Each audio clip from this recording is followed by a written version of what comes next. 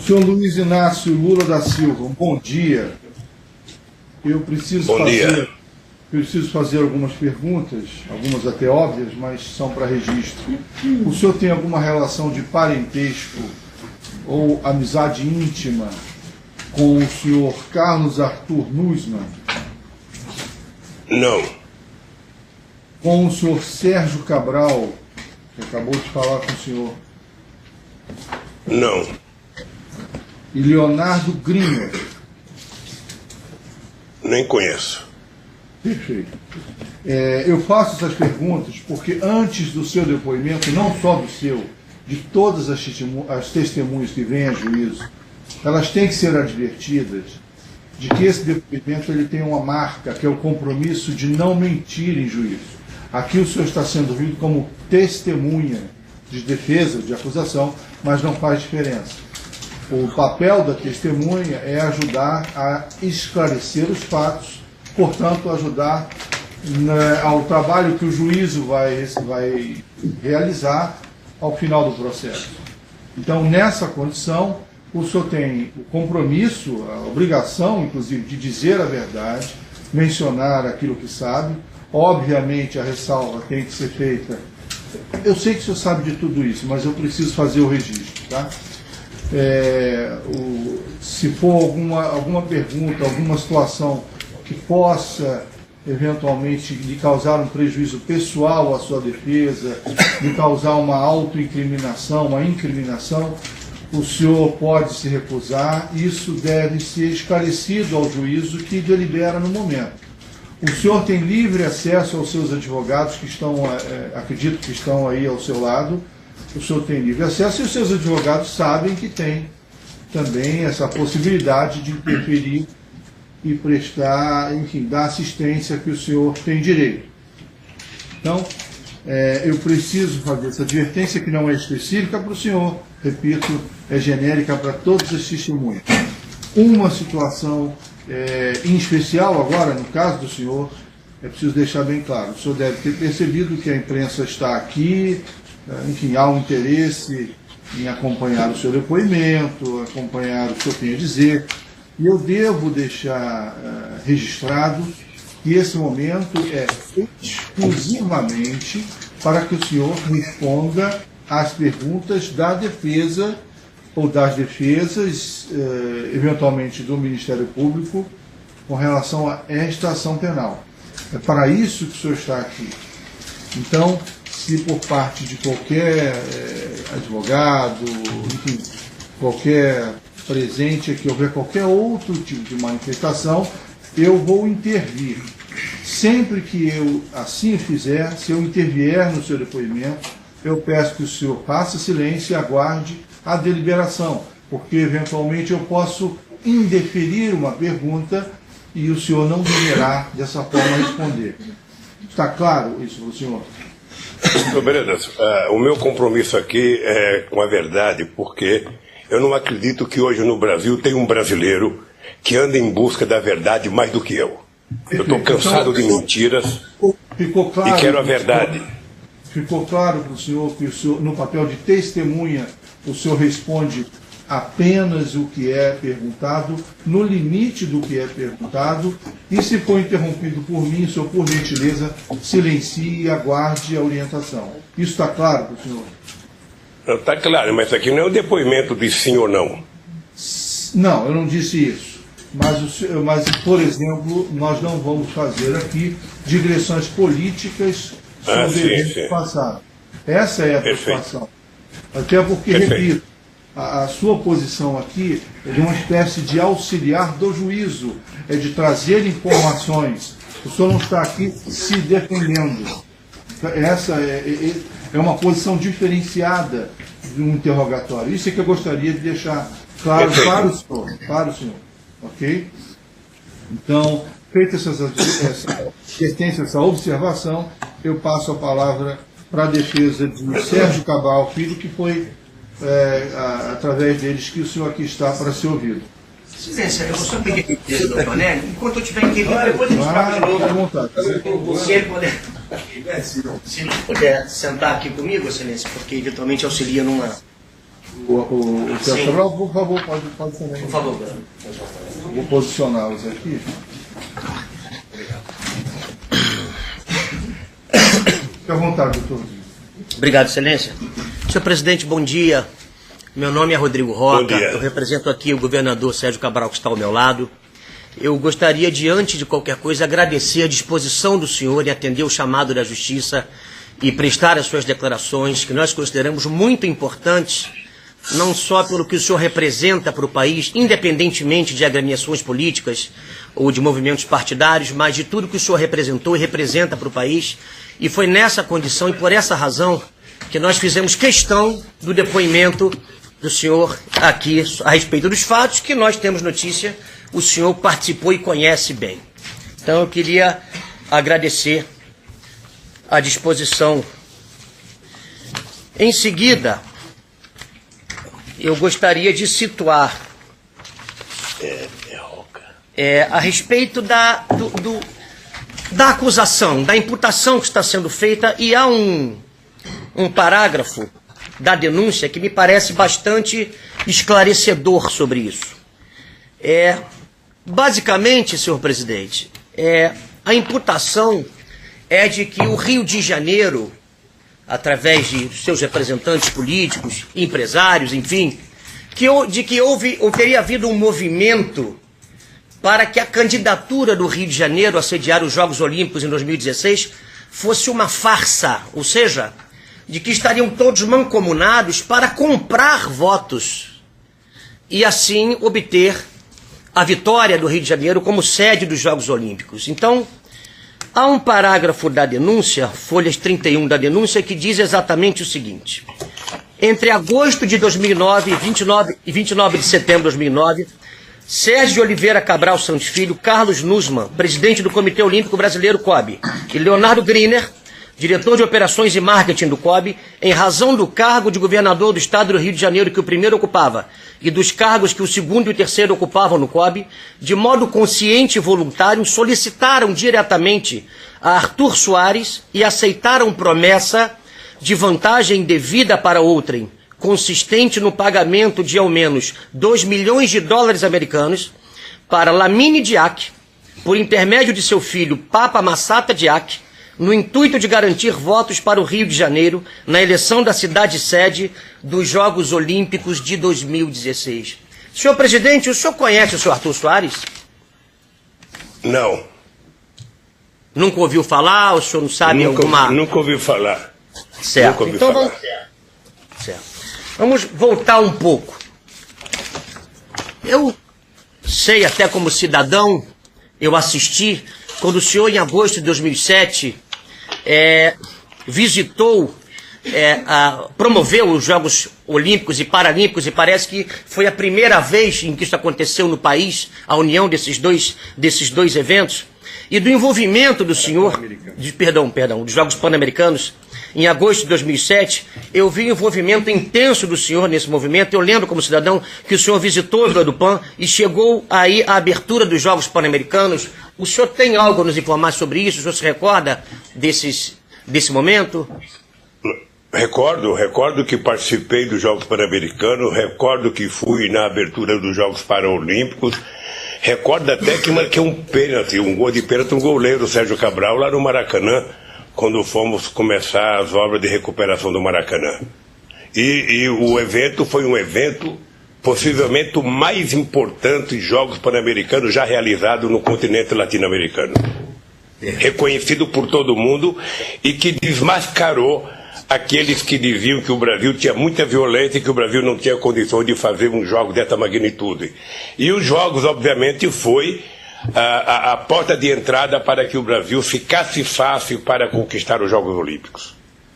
Então foi exatamente essa notícia que eu tive, que foi a partir do sucesso desses eventos que o governo federal se aliou ao governo estadual e municipal para lançar a candidatura do Rio de Janeiro com relação à sede dos Jogos Olímpicos em 2016. Foi verdade isso? Foi a partir desse momento? Pergunta, doutor.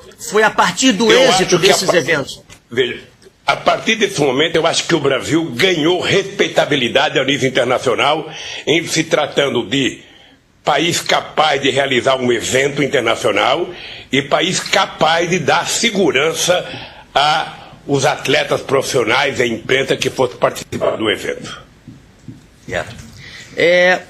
Em junho de 2008, o Rio passou a segunda fase da candidatura junto com Chicago, Madrid e Tóquio.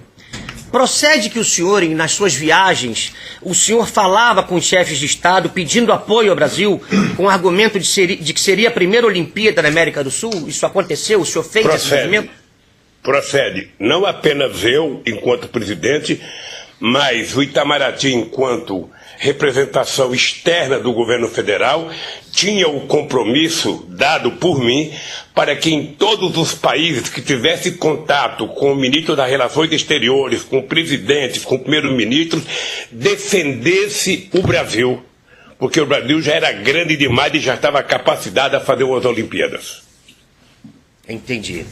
O senhor determinou que houvesse um representante do Itamaraty em todas as reuniões da campanha da Rio 2016 e que nessas viagens desse representante o senhor recebia reportes a respeito dos países em que teriam voto no Comitê Olímpico. O senhor se recorda disso, do acompanhamento?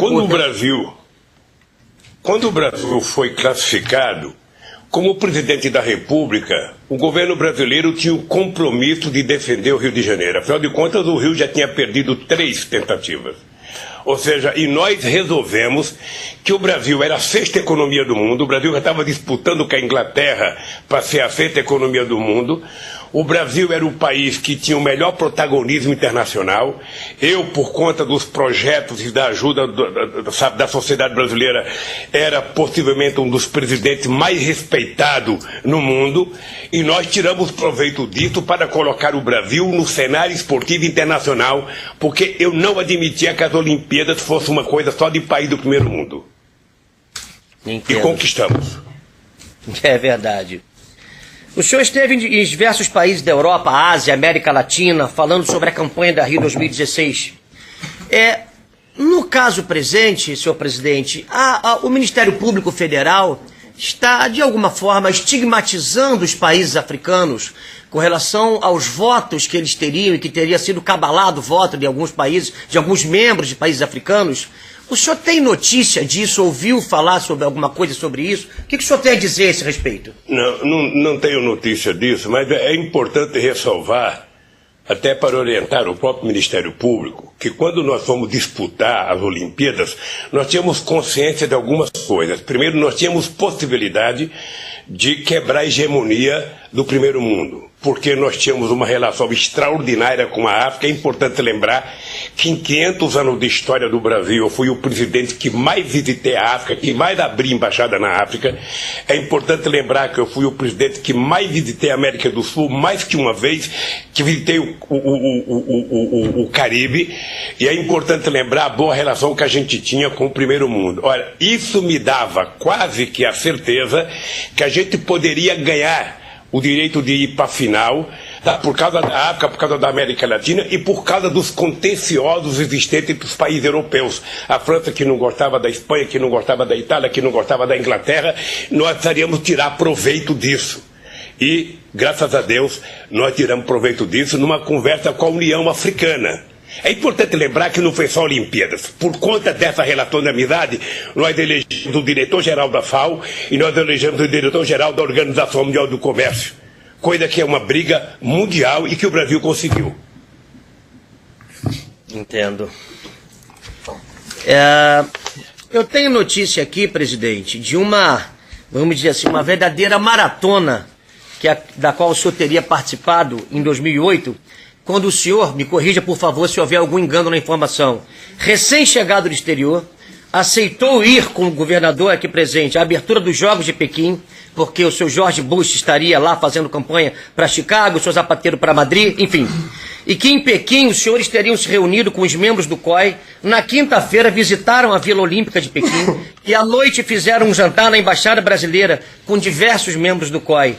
O governador diz ainda que na sexta-feira o chefe de Estado chinês abriu a agenda para receber o senhor, o próprio governador, o senhor Nussmann, o ministro Orlando Silva, para ouvi-los sobre a campanha, em verdadeiro espírito de maratona, por isso eu tirei essa expressão, na sexta-feira à noite, após a abertura dos Jogos, os senhores teriam voltado ao Brasil, sendo que tudo isso se passou em 2008, quando em verdade a decisão só seria tomada em 2009.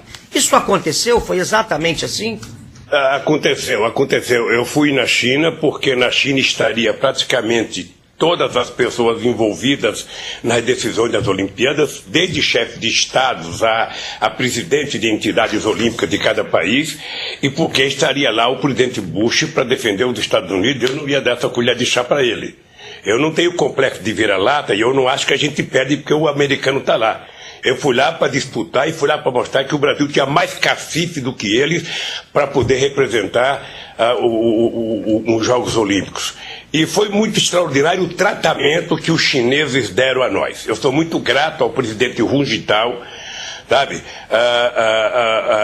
que assumiu o compromisso de que o Brasil tinha o direito de fazer as Olimpíadas, e eu tinha certeza que a gente ganharia o voto dos chineses. Então foi um tratamento excepcional que os chineses nos deram, e eu votei para o Brasil com a esperança de que os chineses não só votariam no Brasil, como ajudaria outros países em que ele tivesse influência a votar no Brasil. O senhor se recorda de o Japão não ter sequer enviado o primeiro-ministro ou representante da família imperial, porque naquele momento passava por uma grave crise? O senhor se recorda desse episódio? Na China? Sim. Não, em Copenhague. Não lembro. Quando já estava em Copenhague. Se eles chegaram a mandar... Não. Veja, eu não lembro. O que eu lembro é que eu fui para um jantar com a rainha da Dinamarca, em que estava presente a Michelle Obama, porque o Obama chegou no dia, mas ela chegou uma semana antes.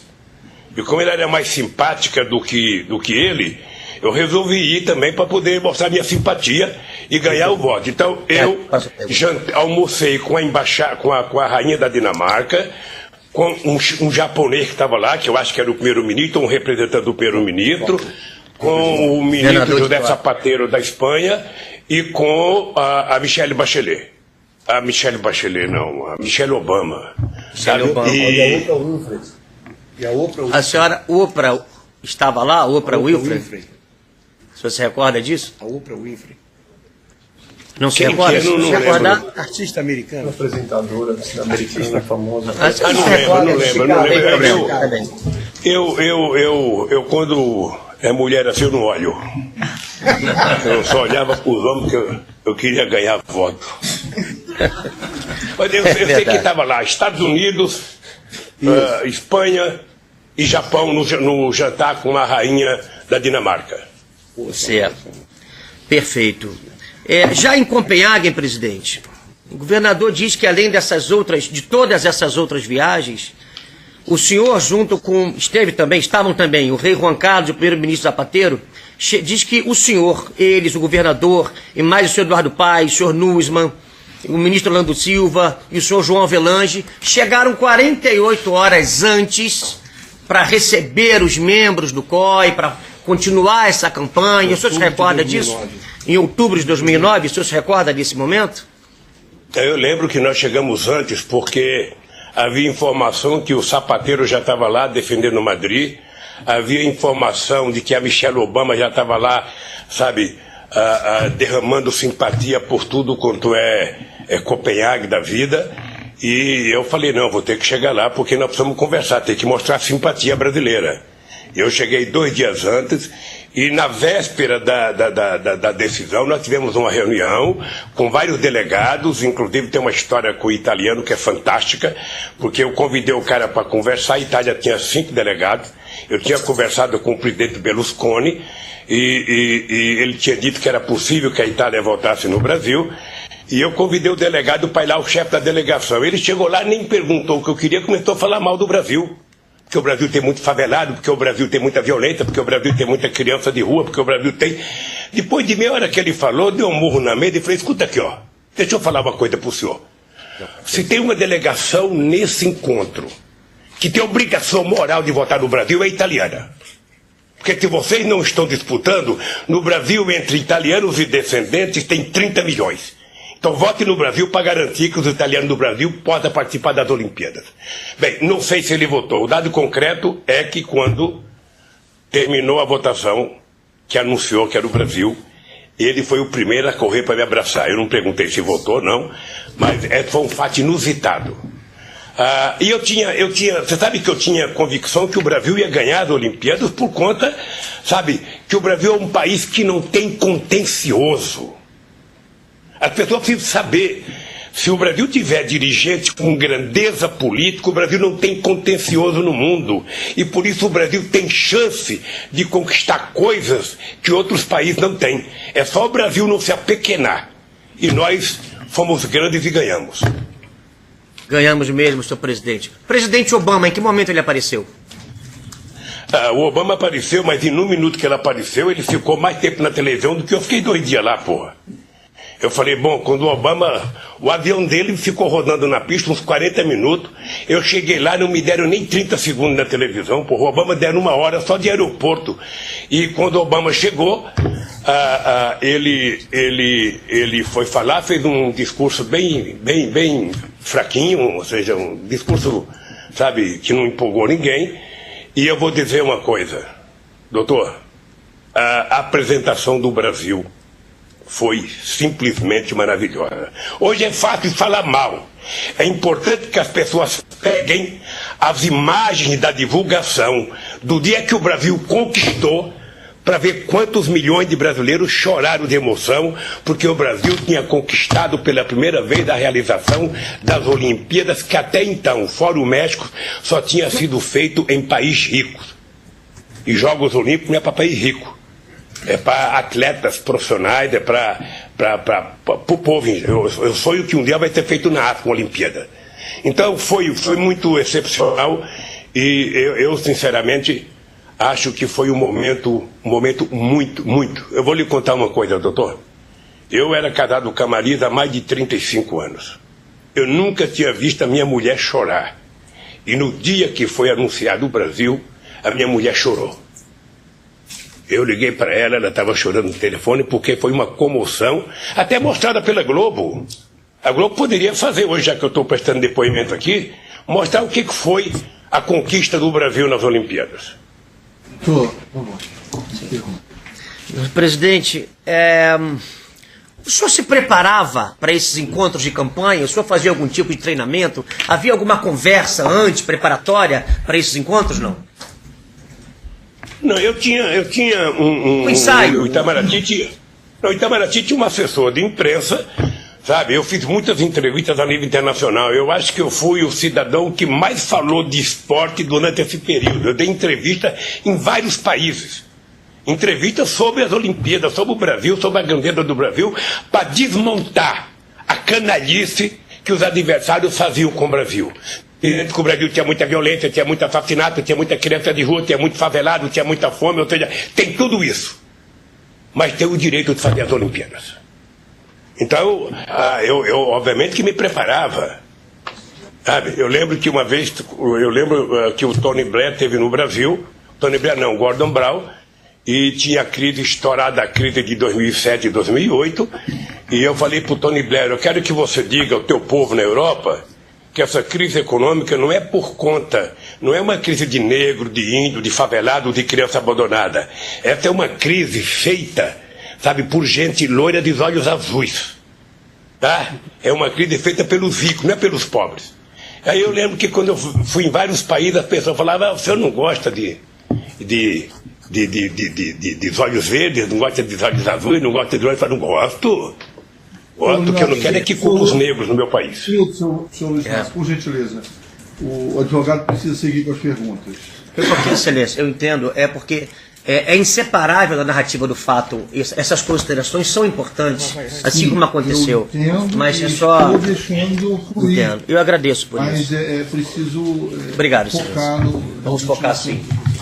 Presidente, é verdade que o senhor ficou no quarto de hotel, acompanhado do senhor Eduardo Paes, acompanhado, enfim, de outras pessoas, recebendo durante o dia inteiro membros do COI a respeito da campanha, falando com as pessoas, estava com o governador também, o senhor se recorda disso? Não era quarto de hotel, se alugou uma sala num hotel em que eu recebia delegações na véspera do encontro.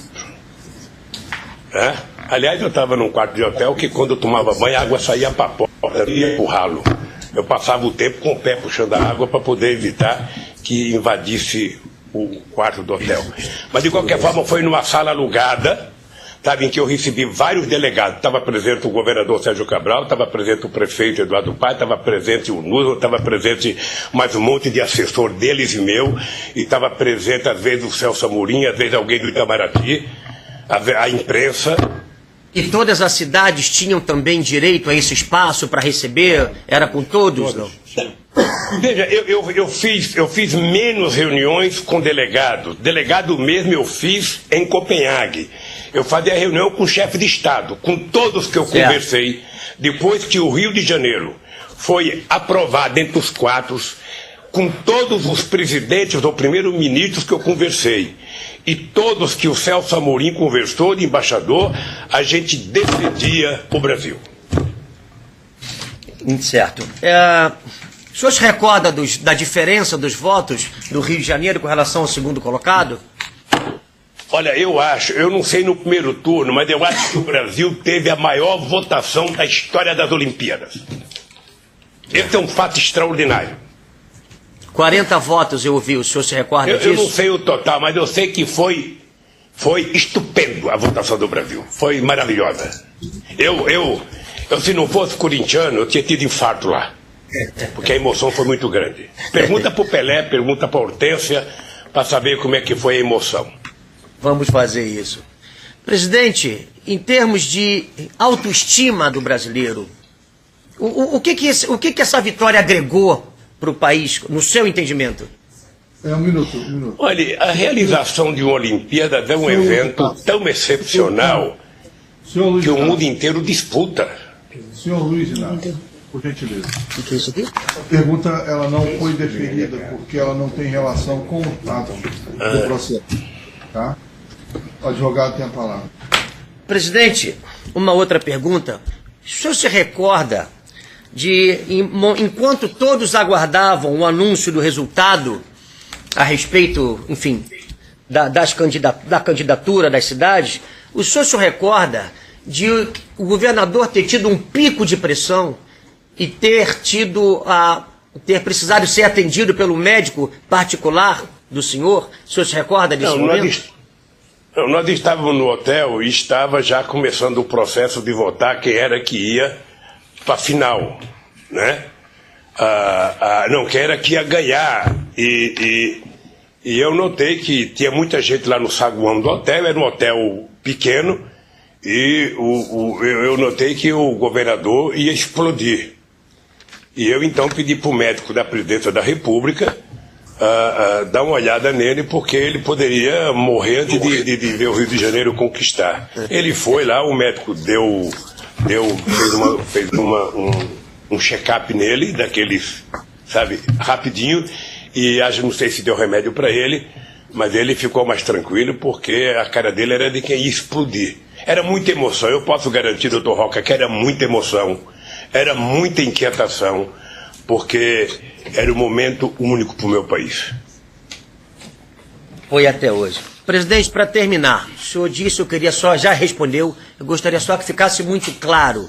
O senhor ouviu falar a respeito de alguma negociata, transação ilícita envolvendo quaisquer dos membros do COI na candidatura do Rio 2016? Depois. O senhor ouviu falar sobre isso? Nunca, em nenhum momento, eu inclusive criei um decreto em 2009, tanto para a Copa do Mundo de 2014 como para as Olimpíadas, um decreto de transparência, dando à Controladoria Geral da República a fiscalização de transparência de todos os atos em relação às Olimpíadas. Eu só lamento que venha uma denúncia de corrupção, de compra de delegado, 8 anos depois. Eu, sinceramente, não sei quem é que fez a denúncia, não quero saber, não conheço. Como nós estamos vivendo num momento de denuncismo, em que muita gente. Obrigado, senhor Luiz Inácio, um minuto. Presidente, nós também lamentamos, eu queria agradecer em meu nome, em nome do governador, mais uma vez, a disposição do senhor de participar desse ato. Muito obrigado. Okay. Eu pergunto, obrigado, doutor. As demais defesas, posso iniciar pela de Carlos Huckman, se quer perguntar.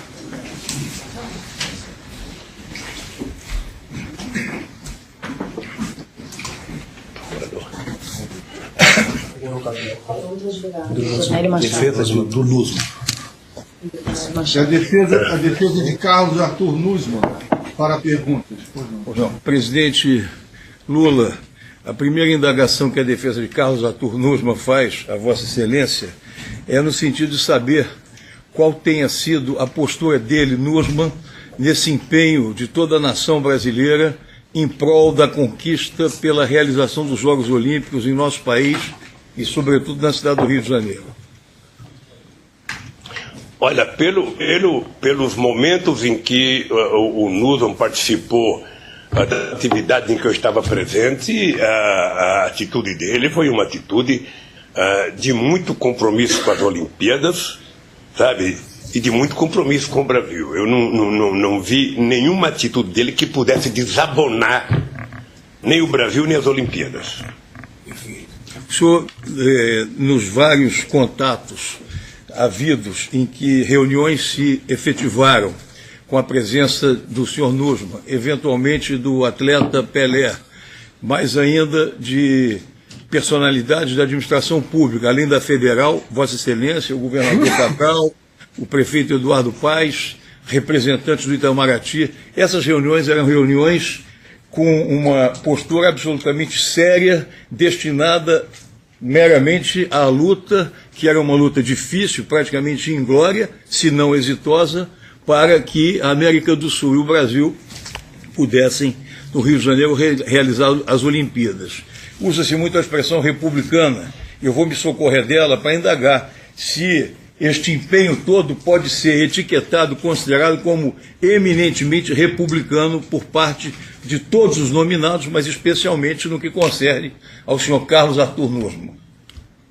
Olha, todos eles que eu participei, muito republicano, muita gente muito aberto. Muita transparência naquilo que eu participei. Perfeito. Com relação ao lado de todo esse engajamento, o lado do ideal, o lado da emoção, poder-se-ia dizer que o senhor Nussmann seria um personagem voltado a um sonho permanente na sua existência, pela sua convivência, de efetivamente viabilizar que o Brasil fizesse, evidente que com o empenho de Vossa Excelência e das demais autoridades do setor público, empresários, integrantes do comitê de organização, qual a sua visão como presidente do país e depois, não mais como presidente, mas já como cidadão, esse empenho foi coroado a partir de uma postura que, no que concerne ao seu conhecimento, o senhor não divisou nenhum desvio de comportamento por parte de Nussmann, a indagação específica em relação a ele. Não divisei nenhum. Perfeito. O senhor já conhecia Nussmann antes desse episódio? A conhecia porque eu fui o presidente que mais prestigiei o esporte olímpico e o paraolímpico nesse país. É importante lembrar que foi no meu governo que nós criamos, inclusive, bolsas para ajudar esportistas pobres que não tinham condições e que não tinham patrocínio, porque patrocínio no Brasil é só quando a pessoa fica famosa. Quando a pessoa é pobre, ninguém dá nem um tostão. E nós criamos bolsa por instituições públicas para financiar esses atletas.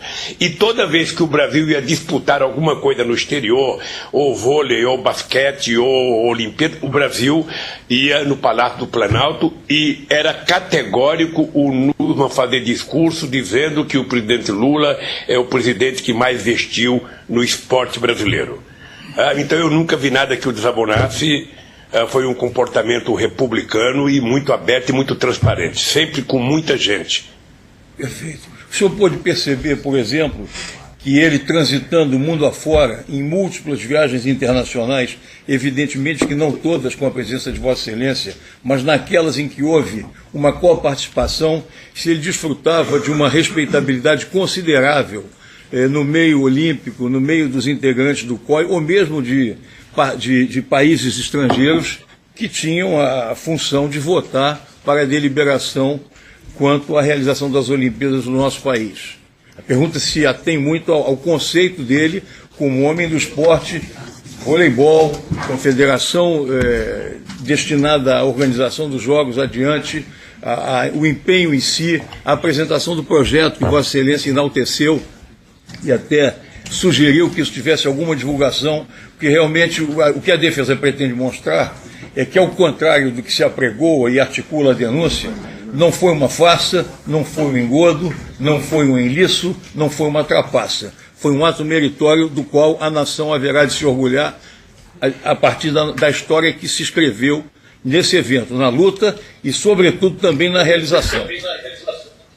Olha, eu não sei qual é o critério adotado por alguém que diz que foi trapaça. Esse cidadão não deve conhecer nada. Deve conhecer nada, porque nos eventos que eu participei, seja com o presidente da República, ou seja com a participação de gente da direção das Olimpíadas ou dos comitês nacional e nacional, foi de muita seriedade e o Nusmo era tido como uma pessoa muito respeitada. É o testemunho de quem era presidente da República no momento da realização da competição. Perfeito. Eu vou fazer uma indagação que tem a ver com outro depoente que falará à tarde, que é o senhor Pelé, Edson Arantes do Nascimento. A minha indagação é se foi também objeto de sua observação o empenho pessoal de Pelé e se alguma vez, nesses múltiplos acontecimentos, se houve uma presença do Pelé com o presidente da República, Lula, nos contatos com dirigentes ou chefes de Estado, enfim, o que se pode lembrar de relevante no que concerne a essa postura, não só do Pelé, eu estou usando o Pelé como figura exponencial, mas Vossa Excelência há pouco falou em Hortência e eventualmente outras figuras marcantes na história do desporto brasileiro. Olha, tinha muita gente trabalhando para que o Brasil fosse a sede das Olimpíadas, muita gente. Desde governadores de estados que achavam que o seu estado iria receber delegações para treinamento, até vários esportistas. Eu lembro de uma esportista que falou na abertura da sessão que decidiu que ela fez muita gente chorar, ela chorou, eu estava na mesa, eu chorei, aqui eu não lembro o nome, mas eu posso afirmar que poucas vezes eu vi o país unido em torno de uma causa como eu vi em torno das Olimpíadas. E aquele momento em que aquele gringo fala Rio de Janeiro foi um momento excepcional na minha vida. Foi um momento excepcional na minha vida. Quem viveu aquilo, viveu. Quem não viveu, sabe, não vai viver mais. Perfeito. Eu acho que alguém que fala... Não, acho que alguém que fala que foi uma trapaça é porque não entende nada de nada e não viveu o que nós vivemos. Presidente, só me perdoe eu insistir, que eu fiz uma indagação específica sobre o Pelé. Ele vai prestar depoimento hoje. Então eu queria exatamente ter uma notícia de qual teria sido a participação dele na Dinamarca, eventualmente em algum contato, na sua visão. Olha, veja, a participação do Pelé no evento, mesmo, eu não sei quais das reuniões que ele participou, né, porque ele não estava na minha delegação, ele estava na delegação, sabe, das Olimpíadas. O dado concreto é que só a presença do Pelé, mesmo sem falar nada, sabe, com uma gravata igual essa que eu estou, que essa gravata é das Olimpíadas, eu carrego ela até ela começar a ficar desmontando aqui, só o fato do Pelé estar lá já foi uma coisa excepcional. A figura dele, sabe, por si só, já mostra a seriedade com que se deu as Olimpíadas. Perfeito. Presidente, eu não tenho mais nenhuma indagação, agradeço o depoimento, indago do meu colega se deseja acrescentar uma ligeira indagação. Senhor presidente, apenas para complementar ainda pela defesa do senhor Carlos Arthur Nussmann, a indagação que se faz é a seguinte: seria possível realizar um evento dessa grandiosidade em nosso país, no Brasil, sem o engajamento ativo do presidente da República, do governo federal, em parceria com o governo estadual, com o município? Seria viável realizar esse evento sem essa sinergia? Como foi essa união entre os governos federal, estadual e o município na realização dessa candidatura? Olha, primeiro, sem o envolvimento do Brasil como um todo, o Rio de Janeiro não ganharia. Já tinha perdido várias. Ou seja, o Brasil vivia um momento excepcional, o Brasil tinha virado protagonista internacional. O Celso Amorim, eu considero ele, que na época era o ministro de Relações Exteriores mais importante do mundo, era a figura mais respeitada. Então nós jogamos o peso político do Brasil para que Rio de Janeiro e o Brasil fossem sede das Olimpíadas. Não seria possível ganhar se ficasse só com o Rio de Janeiro. Apesar da qualidade do Rio de Janeiro. Eu sempre achei que o Rio de Janeiro merecia muito mais. Tá certo, excelência. Sem mais indagações pela defesa. Muito bem. A defesa de Leonardo Griner, gostaria de perguntar? Não tem pergunta, até porque ele disse que não conhece, né? Não conhecia no início, então não tem... Não sei, tem pergunta? O diretor. Senhor Luiz Inácio, o Ministério Público fará algumas perguntas, por gentileza. Muito bom dia, senhor presidente. Bom dia, bom dia. Senhor presidente, o senhor se recorda de ter participado de reuniões com o Nussmann na campanha pela Rio 2016? Sim. O senhor se lembra mais ou menos o número de reuniões que participou com ele? Não lembro, não. Não lembro, mas teve uma internacional no Rio de Janeiro, teve uma com as confederações brasileiras e em algumas viagens internacionais com várias pessoas de outros países. Eu não lembro quantas.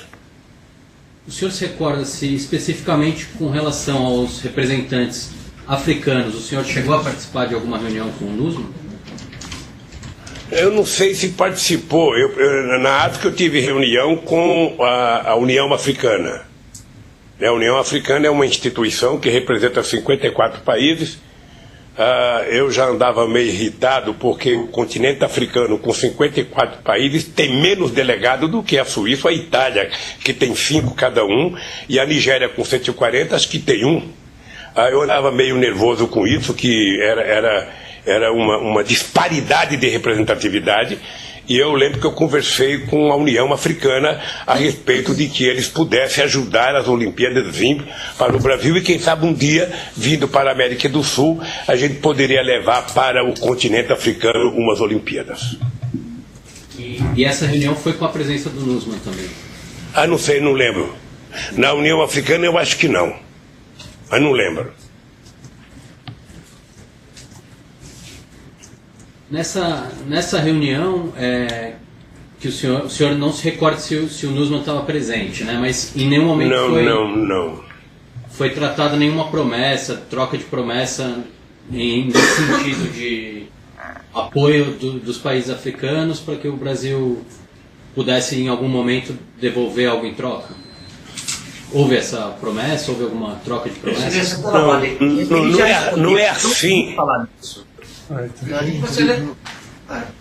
Então, se eu indeferir todas as perguntas que são repetidas aqui nas audiências... Não é repetida, a resposta foi condicionante, excelente. Ele já respondeu que não ouviu falar nisso. O senhor está de acordo com a observação? Senhor Luiz Inácio, bom dia. O senhor disse que teve uma reunião com a delegação africana e que em algum momento o senhor disse que eles precisavam apoiar a candidatura brasileira porque em algum momento poderia ter algum apoio. Eles poderiam realizar Olimpíadas na África. Foi isso? O senhor prometeu alguma troca de favores com relação a isso? Eles apoiassem a candidatura brasileira? Olha, tá chegando meio problemática a voz aqui. Se a senhora puder repetir. Posso. O senhor afirmou que nessa reunião que teve com a delegação africana, o senhor conversou com os africanos dizendo o seguinte, que era necessário que eles apoiassem a candidatura brasileira, porque em algum momento poderia ter a realização das Olimpíadas também em algum país do continente africano. O senhor houve alguma tratativa de troca de favores nessa reunião? Não tem troca. Em troca do apoio à candidatura brasileira, o Brasil apoiaria a candidatura africana? Veja, a África apoiar o Brasil era quase que uma coisa óbvia. Presta atenção numa coisa, procuradora. O Brasil era o país mais próximo da África. Eu era considerado o primeiro presidente negro da África. Eu viajei 34 vezes para a África. Visitei 29 países na África, abri 19 embaixadas na África, levei a Embrapa para a África, levei, sabe? Então isso dava aos africanos quase que uma irmandade com o Brasil, sempre foi assim. Acabei de falar, o Brasil não tem contencioso, então eu brigava para que os continentes pobres tivessem direito de sediar Olimpíadas. Porque se a gente não brigar, se os países do terceiro mundo não se unificar para ser, a África nunca vai ser, porque a África tem guerra, porque a África tem muito negro, porque a África tem muito pobre. E eu acho que teria que ter no Brasil, deveria ter na África, poderia... A mesma briga que eu fiz para as Olimpíadas, eu fiz para o Conselho de Segurança da ONU. Por que a África não pode ter um representante do Conselho de Segurança? Então, eu trabalhei e vou trabalhar. Se a África um dia concorrer... A África não, porque tem que ser um país, não pode ser um continente. Pode ficar certo, se eu tiver veinho de Bengala, eu vou... Aonde eu estiver em frente, eu vou pedir um votozinho para a África, ser sede das Olimpíadas. Senhor Luiz Inácio, o Ministério Público já encerrou com as perguntas. Eu quero fazer uma pergunta para o senhor. Uma testemunha, em algum momento nesse processo, fez referência a que a campanha Rio 2016 serviria para o senhor Sérgio Cabral como um trampolim, como um estímulo à sua campanha à presidência da República. Isso teria, portanto, seria um interesse, esse seria um interesse subjacente, né, do envolvimento do senhor Sérgio Cabral nessa campanha. O senhor tem informações sobre isso? Doutor, eu posso saber quem foi a testemunha? É aquele que foi ouvido... Lamezon? Malezon. Eric Malezon, isso. Quem? Eric Walter Malezon. Eu nunca nem ouvi falar. Vou procurar no dicionário ver se existe essa pessoa. Tá certo, o senhor não sabe. Perfeito. Uma outra coisa. Chegou aos seus ouvidos, chegou o reporte para o senhor, então presidente, que o Itamaraty teria recebido sugestão de membros do COI para que as autoridades brasileiras patrocinassem viagens ao Brasil, Foz do Iguaçu em especial, sobretudo enfim, a comunidade russa, ao colegiado, a delegação russa, teria algum tipo de sugestão para ganhar mais votos, o Brasil poderia ou deveria patrocinar viagens a membros do COI e seus familiares aqui no Brasil. Isso chegou aos seus ouvidos através do Itamaraty? Não chegou, e acho que o Itamaraty não fez isso. Não, isso foi tema de uma reportagem há alguns anos, num jornal brasileiro. Eu estou só perguntando para saber se tem algum... Sabe que eu não acredito muito na imprensa brasileira, então para mim o que sair na imprensa nem sempre é verdade. Eu não acredito que o Itamaraty tenha pago passagem para alguém para Venezuela, para Bolívia, quanto mais para a Rússia. Então, se tratava de uma sugestão, de um plano para angariar votos junto ao povo. Não acredito nisso. O senhor não tem conhecimento? Não acredito. Disso? Não acredito. Quem falou isso mentiu. Tá certo. Senhor Luiz Inácio, eu quero agradecer. Muito obrigado, inclusive pela postura sua, como se portou aqui diante do nosso depoimento. Enfim, o senhor vive, é uma figura importante no nosso país, é relevante a sua história para todos nós. Para mim, inclusive, que aos 18, 17 anos estava aqui no comício, na Presidente Vargas, com 1 milhão de pessoas, vivíamos um momento diferente no país, e eu estava lá, usando o boné... Pode voltar agora. Usando o boné e estava usando a camiseta com seu nome. Então, enfim... Quando eu fizer um comício agora, eu vou chamar o senhor para participar.